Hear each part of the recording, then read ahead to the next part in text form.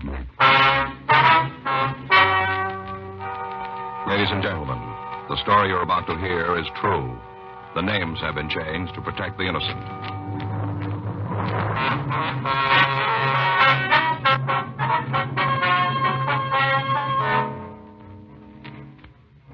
You're a detective sergeant. You're assigned to juvenile detail. You get a call from Georgia Street Receiving Hospital. A 2-year-old child has been brought in. Her condition is critical. There's evidence of foul play. Your job, check it out. It was Sunday, August 14th. It was warm in Los Angeles. We were working the night watch out of juvenile detail. My partner's Frank Smith. The boss is Captain Powers. My name's Friday. I was on my way back from detention cells, and it was 7:28 p.m. when I got to the second floor of Georgia Street Juvenile. Squad room. Hi, how'd it go? Nothing. Those kids won't cop to a thing. What about the weapons? They only admit they had them, and that's all. Nothing about what they were going to do with them. No. I don't know, Joe. Today, kids got a lot more than we ever had. TV, cars, a lot of things. Yeah. Still seems like they aren't happy unless they're figuring how to beat somebody's brains out. Well, it doesn't go for all of them. Well, enough to give us a headache. Yeah. Now take those kids upstairs. If they spent the same time doing something constructive that they do making the zip guns and saps, they'd have something worthwhile, something worth remembering. Well, maybe it'll work out the same way. What do you mean? They won't forget this. Juvenile Friday. Yeah, Doc. When'd she come in? Anybody with her? Give me that again, will you? Yeah, I got it. Okay. We'll check it. That's right. We'll get back to you later. Thanks, Doc. Bye. It was Dr. Sebastian. Yeah? Just brought a little girl into emergency. Had convulsions. How's she doing? Dead on arrival. Frank and I notified Homicide Division, then we left the office and drove out to the address I'd gotten on the phone. 1784 Malabar Street was a small wooden house set on the back of the lot. A dead oak tree in the front yard was overgrown with ivy. Several broken and rusted children's toys were half hidden in the weeds near the front porch. We rang the front doorbell. Somebody ought to be home. The lights are on. Let's try it again.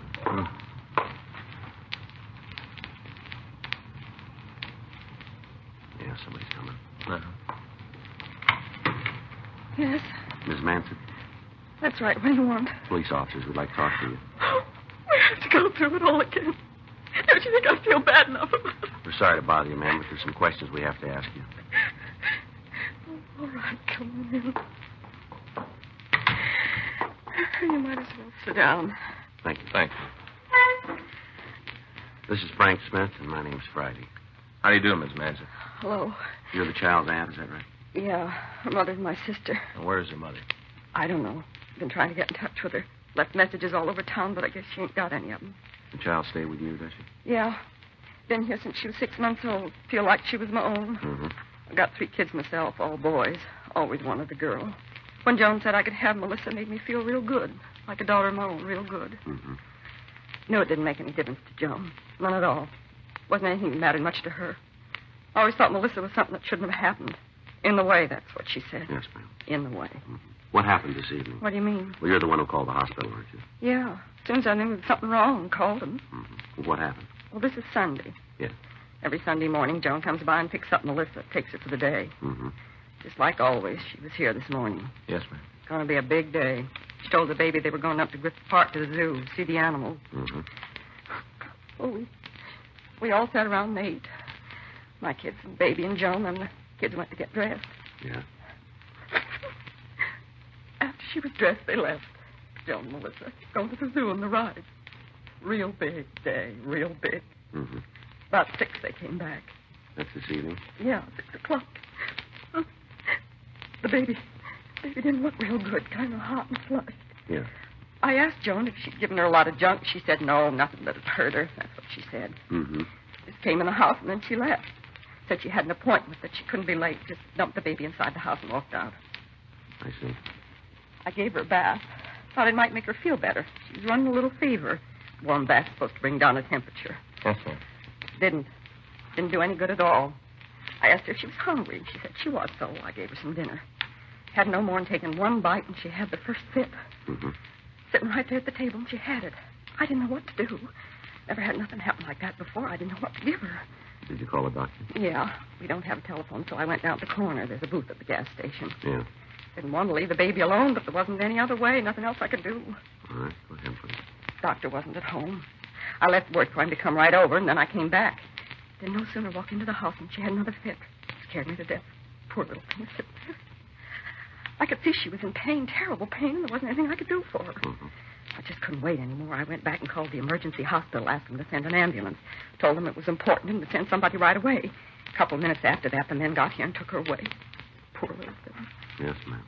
She looked at me like asking me to stop the pain, begging me, almost tore my heart right out of my chest to see her. So little. Almost killed me. Yes. She was dead when they got her there. Didn't even live long enough for him to try and save her. Not even that long. Yes, ma'am, we know. Just a baby. 2 years old and she's dead. Just a tiny little baby. It hardly seems fair. A lot of people could die and it wouldn't make any difference, but not her. She was beautiful. Just beautiful, like my daughter, like my own. You sure there isn't something we can get for you, Miss Manson? No, nothing. Isn't anything that'll help now? Nothing at all. Ma'am, has there been any history of this type of attack in your family? You mean fit? Epilepsy? Anything of that nature? No, never been anything like that. Well, now, did the child tell you that she felt sick? Mm-mm. We didn't have no idea there was something wrong until it was too late. Did she complain of stomach cramps, do you remember? No, she didn't. What'd you have for dinner? Ground meat, potatoes, green beans. Couldn't have been that made her sick. We all ate the same thing. The kids and me, none of us had any trouble. Mm. Is your sister separated from her husband? Yeah, they hadn't been together for over a year. Been that long anyway, I suppose. He's supposed to contribute support, but he doesn't. Not a dime. I see. Did she provide support for the little girl? She was the baby's mother, but that's as far as it went. Came to Karen from Melissa, and it landed in my lap. Remember when she had roseola? Joe didn't even come over and see her. Just didn't care. Mailed a little doll for the baby.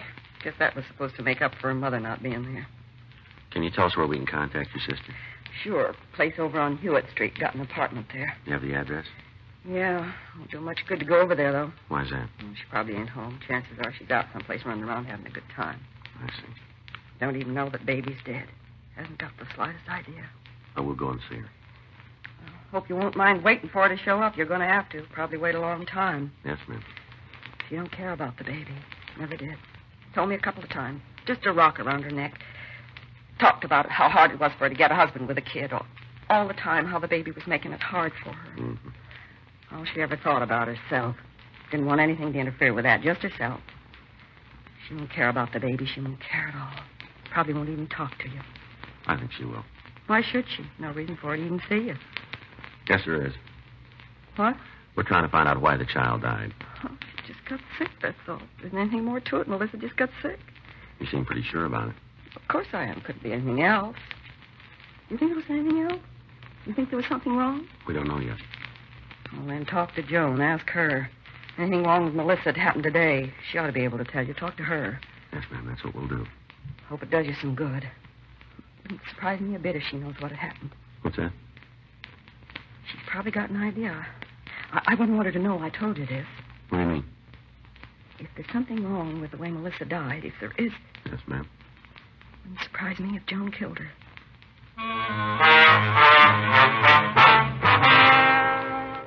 Frank and I left the house and drove over to the apartment on Hewitt Street. The name on the mailbox read Joan Guyman. We rang the bell, but there was no answer. We talked to the landlady, a Mrs. Enid Bindon. She told us that the Guyman woman had left the place about 7:15 in the company of a man, and she hadn't returned. We asked her what she could tell us about Miss Guyman. Kind of hard to say right off. She's funny, you know how I mean? No, ma'am. Well, there's a lot of people who don't like her, lots of them. They think she's kind of wild, the way she runs around, partying up. You'll hear a lot of talk about her. Got to kind of make up your own mind about it. Mm-hmm. You any idea where we can find her? No, could be in half a dozen places. If she starts on a run, she's liable not to slow down for a couple of days. You know the man she's with? Sorry, I can't help you there. I've seen him before, but not many times. I don't think Joan goes out with him much. Mm-hmm. Something wrong? Ma'am? Something happened to Joan? No, ma'am.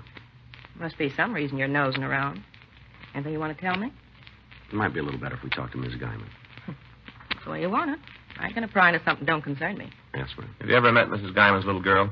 You mean Melissa? Yes, ma'am. Sure. Two of them been here several times. Sundays, you know. Joan has a little girl. How they seem to get along. What? Miss Guyman and her daughter. How they get along. Well, you said it yourself. Melissa's her daughter. Yeah. What have you heard? Huh? Somebody's been talking about how Joan treats the kid. Well, maybe you better tell her. I don't want to get her in no trouble. You understand that. Yeah. Well, I'd be down here watching the television, maybe doing some ironing, and I'd hear Joan yell at the baby. Loud. She used words a kid shouldn't hear, not that young. Yes, ma'am. Of course, not that those kind of words are ever good for a youngster, but sure not for one only 2 years old. Yeah. Anyway, she'd yell for a while, then it'd be quiet. Guess she hit the kid a couple times. Things calmed down. Now, do you know if Mrs. Guyman ever hit her daughter? Well, sure. I saw it with my own eyes. We had words about it. Well, Joan told me to mind my own business. Said to keep my nose where it belonged. Told me how Melissa was her kid, and if she thought a slap would do some good, she was going to give it. Mm-hmm. She did. Only a couple times they weren't slaps. What do you mean? Like this. With a closed fist. They're right along here. Right above the ear. A couple times in the face. I saw the kid with a black eye myself, sure. Does Mr. Guyman see his wife? Not that I know. He said a couple times that he doesn't. I don't think she even knows where he is. Kind of sad, you know. Yeah? What happened? That's how all the trouble started. Mr. Guyman. Both of them used to live here when they got married. First off, they seemed pretty happy. Didn't have no idea there was anything wrong. Mm-hmm. Then when the baby was born, the trouble started. Wasn't long before the whole building knew about it. Of course, there was a couple of people who had an idea before. What's that? About her. Ma'am? Oh, running around, down to the bars, drinking, talking with other men. Now, I'm not a prude. Never been anybody who could say that about me. Nobody. Mm-hmm. But I just don't believe in married women doing it. Not them. That's what caused the trouble then, huh? You just put it down to that. Oh, my, they had some big arguments. Big ones. Hear them all over the building. All over the block, I guess, if he was listening. Mm-hmm. Well, it wasn't long after that he walked out on her. Left her flat with a baby. I see. Packed right up and moved out. Even took his phonograph records, everything. Don't think she's seen him since. Well, are they divorced, do you know? I don't know about that. A couple times she's talked about getting one. I don't think she's ever gone through with it. I see. No, she's planning on it. How's that? She wants to get married again. Told me that 100 times, how she wants to find a man and settle down. Just about all she talks about. Guess the big problem is Melissa. What do you mean? Well, I know she's had the chance. I know that for sure. Mm-hmm. A couple of them have even talked to me about it. About how they want to marry Joan. Build a home for her. All comes back to the same thing. What's that? The kid. None of the men want a ready-made family. They're all willing to have one of their own, but it ain't easy for a woman with a 2-year-old child. Not easy at all. Mm-hmm. I know she thought a couple times about leaving the kid with his sister. Some kind of problem there, too. Seems they were always fighting about it. Do you know what the arguments were about? Sure. Joan's sister didn't think she was doing enough to support the kid, you know. Figured she ought to have more money. Any of these quarrels ever get violent? Yeah, I heard them upstairs, yelling and screaming at each other. Almost as bad as Joan and her husband. Sister saying that either she had to hand over more money or else take Melissa out of the house. Joan saying that she didn't care what happened to the kid, yelling all over the place. Terrible the way they carried on. Mm-hmm. Be honest about it, I don't think either one of them really wanted the little girl. Neither one of them. Is that right? Both been just as happy if she'd never been born. Poor little kid.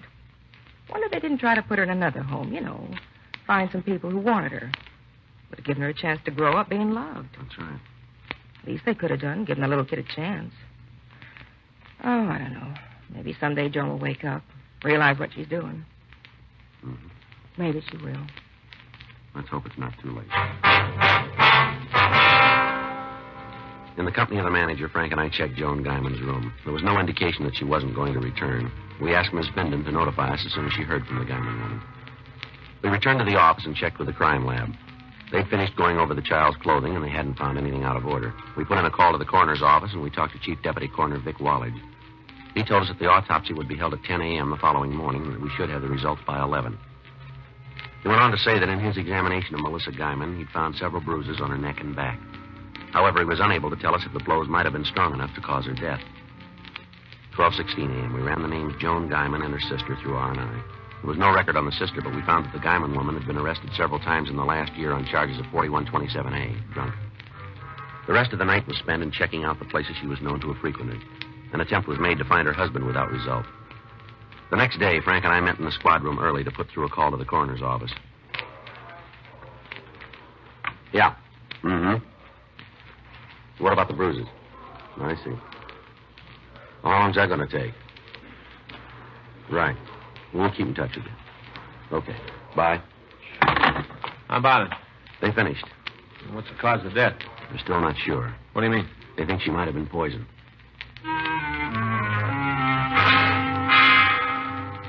The autopsy had failed to show the cause of death of Melissa Guyman. Further tests were to be conducted. In the meantime, the search for her mother continued. A check with the landlady showed the victim's mother hadn't returned to her home during the night. We contacted her sister, but she told us she hadn't heard from Joan Guyman. The afternoon papers carried a story on the little girl's death. Frank and I checked with Sergeant J. Allen again, but he hadn't come up with anything new. 3:20 p.m. You want to go out and see the sister? I don't think it's going to do much good. She said she'd call if she heard anything. Yeah. I got it. Juvenile's fed. Yeah, that's right. Yeah, we have. Well, where are you? All right, stay right there. That's right. Huh? As soon as we can. Joan Guyman. Where is she? Bar down on East 5th. She know about the little girl? Yeah, wants to see us right away. Well, that makes us even. She's got more of a reason. Says she killed her daughter.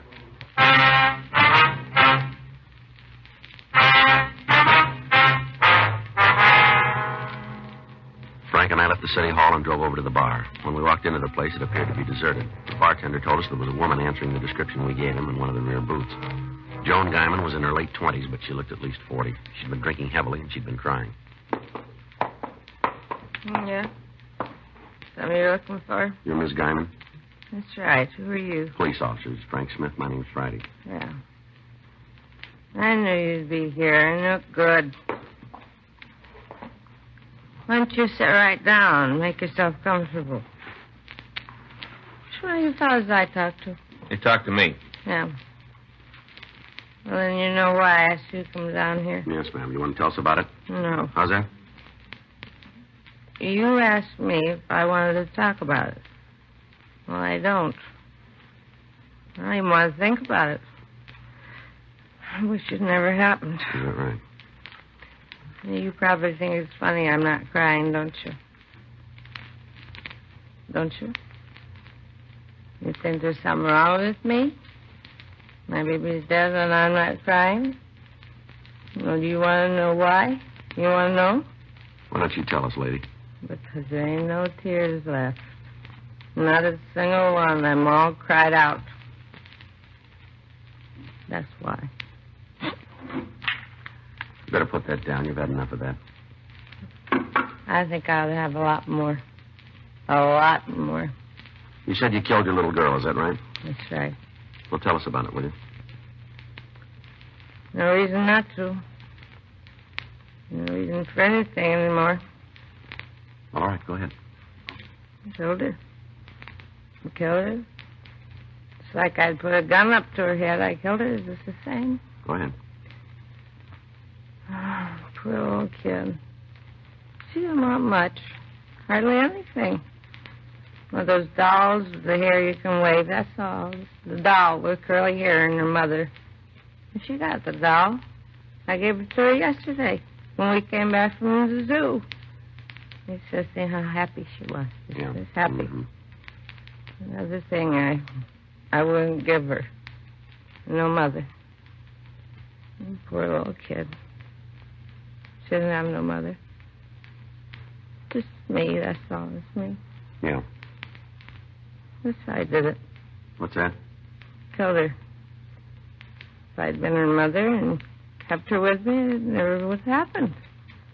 She'd be all right now. Neglect. That's what did it. Neglect. And I gave it to her. Never paid no attention to her. All the time, too busy with what I was doing. I didn't pay any attention to her. I didn't pay any attention at all. All right, come on, lady. Where are we going? Downtown. What for? I think we'll be able to talk better there. Oh, I don't want to go anyplace. I'm going to stay right here. My baby is dead. Poor little kid didn't have no mother. Why don't you just go away and leave me alone? You know we can't do that. Why not? There a lot of something that says you got to harm people. Is that what you're doing? Frank. Yeah. No, wait a minute. You leave me alone. You got no right to do this to me. Bartender, come on back here and help. These lousy cops are giving me trouble. Help me. Come on, lady. You're only making it harder on yourself. Leave me alone. Get away from me. Come on, don't cause any more trouble now. If you were a gentleman, you wouldn't do this to me. If you were a lady, we wouldn't have to.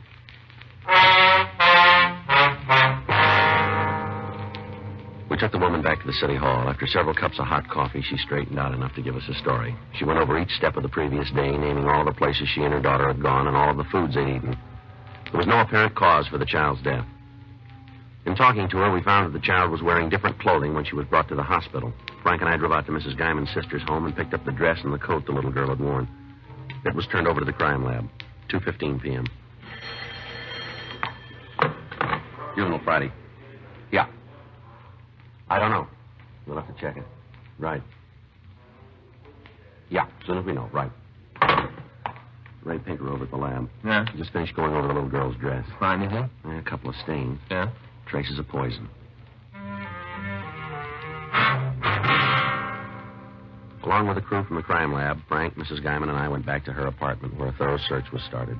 From the analysis of the stains found on the child's dress, Sergeant J. Allen said the death might have been caused by minute quantities of poison in another fluid. While he and his crew went over the apartment, Frank and I talked to Mrs. Guyman. Couldn't be anything here. Was the child alone at all yesterday? No, I don't think so. We went to the zoo and came back here. Gave her the doll, and we played with that for a while. Mm-hmm. Did you leave the apartment at all? Yeah. Went down to the corner to make a phone call. Only gone a couple of minutes. Your daughter was here alone then? Yes, but she couldn't have gotten into anything. I was only gone a little while. I was still playing with the doll when I got back. Miss Guyman, our crime lab seems to think she might have been poisoned by some sort of polish. Well, what do you mean? Looks like a metal polish of some kind. I don't have any of that in the house. You're sure? Certainly. I don't know, my place. They have to tear everything up like this. It'll all be straightened out. I hope so. Seems like there's never going to be an end to it. Joe? Yeah, Jack. See you a minute? What do you got? I think this is there. Found out in the kitchen under the sink. Metal polish. Yeah. It isn't one of the standard brands. Certainly isn't one of the off brands either, is it? I've never seen it before. Well, The bottle's almost empty. The cap was off when we found it. any chance it might have spilled out? No, it doesn't look like it. Not on the floor around the bottle. You want to come out in the kitchen? We'll check it for prints. All right. We got the kid out there. All right. Can you tell for sure, Jay? No, we can get an idea, though. There, Joe, it's coming through. You see there? Yeah. What do you think? Have to roll the child's prints to be sure. Looks like it, though. The fingers are pretty small. There you can see yourself. Pretty tiny. I guess that does it. Mm-hmm. Oh, thanks, Jay. What'd they find? You know how it happened? We think so, yeah. How? We found an empty bottle of metal polish in the kitchen. Looks like your daughter drank some of it. She couldn't have. I was with her all the time. She couldn't have gotten to it. You said you left her alone. But not that long. She didn't have time. I was only gone a couple of minutes. That's all. Just a couple of minutes. That was long enough. It's not true. Just making it up, trying to make it all my fault. No, ma'am. Yes, you are. You're trying to make out I did kill her. You're saying it's my fault. Well, it isn't. Well, then you tell us. Huh? Whose fault is it?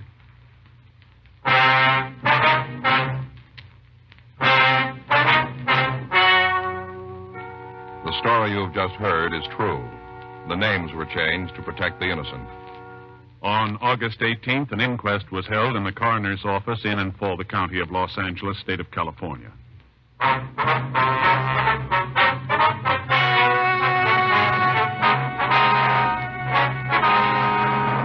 After examining all the evidence, a coroner's jury decided that the death of Melissa June Guyman was due to accidental poisoning. You have just heard Dragnet, the authentic story of your police force in action, and starring Jack Webb, a presentation of the United States Armed Forces Radio Service.